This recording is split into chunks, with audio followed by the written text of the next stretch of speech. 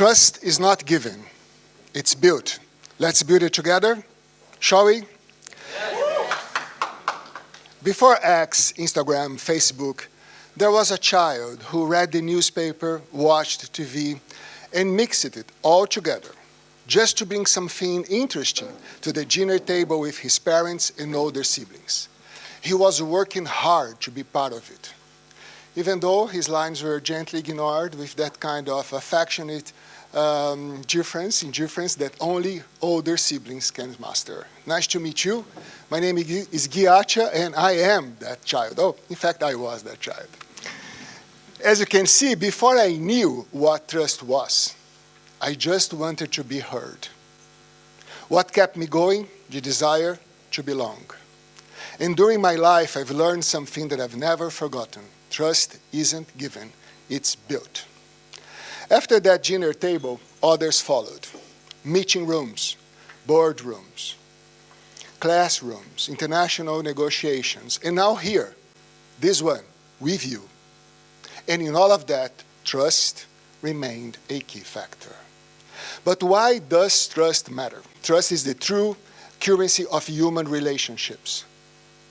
If you want to start a career, raise your kids, open a business, ignite change, you all need this invisible and powerful force called trust. Trust turns strangers into allies. It gives us the courage to take risks, and it holds everything together when it all falls apart. Let me ask you a question. Have you ever felt misunderstood? Raise your hand, please. Once, twice, many times? Yes, that's absolutely normal. But later on, I will give you a tool to be more precise next time. I spent over 3 decades working in global corporations across different segments and regions, many of them leading corporate affairs. I was working with governments, NGOs, the media, and international organizations and local key players. I call them non-transactional stakeholders. I was not selling or buying. I was exchanging ideas, perspectives, and data. So you can imagine that trust was fundamental. But even though, during many, many meetings, especially the ones with my colleagues from finance and sales, I felt like that same child at the dinner table again, because corporate affairs was not directly generating revenue. So it was complicated to prove its value. So one day I asked them, if I tell you what my team and I are planning to do next year, would you help us to quantify it before the next budget meeting? And they agreed. And in a certain period of time, we became PowerPoint and Excel, and trust increased. As a professor, it wasn't different. My worst evaluation ever came just after a class that I worked so hard to impress, with so many slides and talking points, and I received little trust. Next class, I changed from a one-man show to more of the role of a facilitator, and trust returned. Because trust is not imposed, it's co-created. Today, when I publish my newsletter and podcast, even though this is new to me, I don't know yet if I am building or not trust. Some days I receive a message that makes my day, some others, nothing. But I keep going because trust is not about being on the stage. It's about being consistent. But the most difficult table of all, it's my own home with my children. They have access to all sorts of information, but more importantly, they have a voice.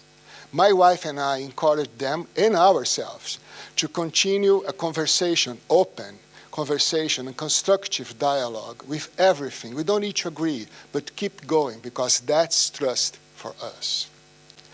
But today, we have so many guests at our house, companies, friends. Welcome to the age of opinion.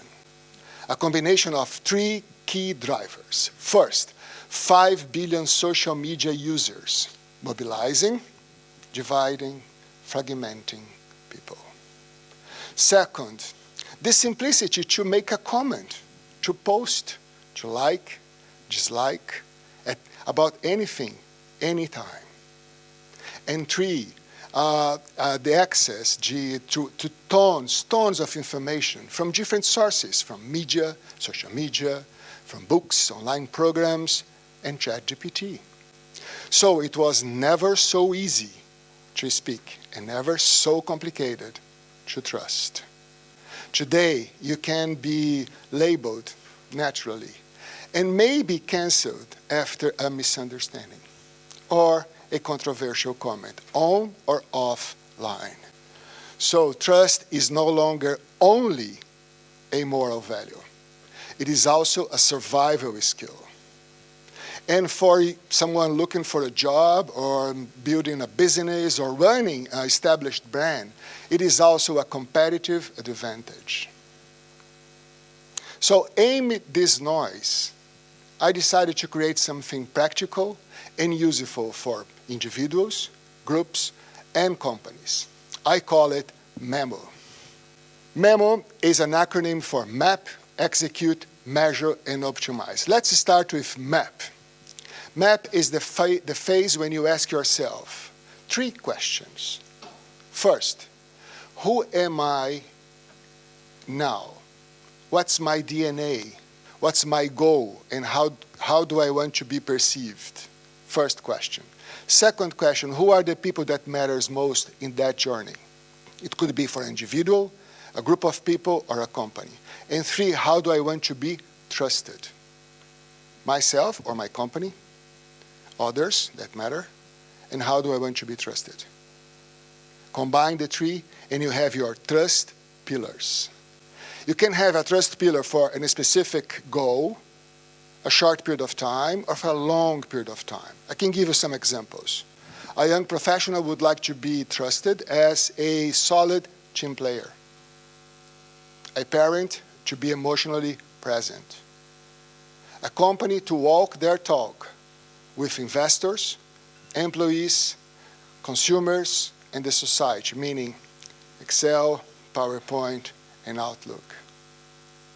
Another example, a mentee of mine during our mentoring sessions complained that she skipped the promotion not because of her results, but because of office politics. We changed our conversation from office politics to trust strategy. Now she knows her trust pillars, and she's executing it. And guess what? She's leading an international organization. Second, execute your trust pillars with clarity and precision, because you need to do what you say you do.